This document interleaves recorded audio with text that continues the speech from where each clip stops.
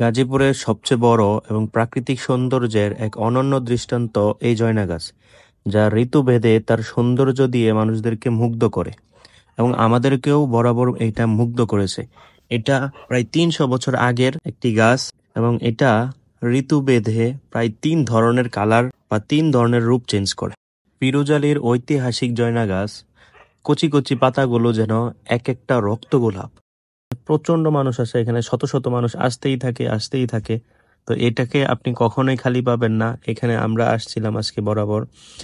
তো এখানে আসার পর দেখি প্রচন্ড মানুষ ছবি তুলতেছে।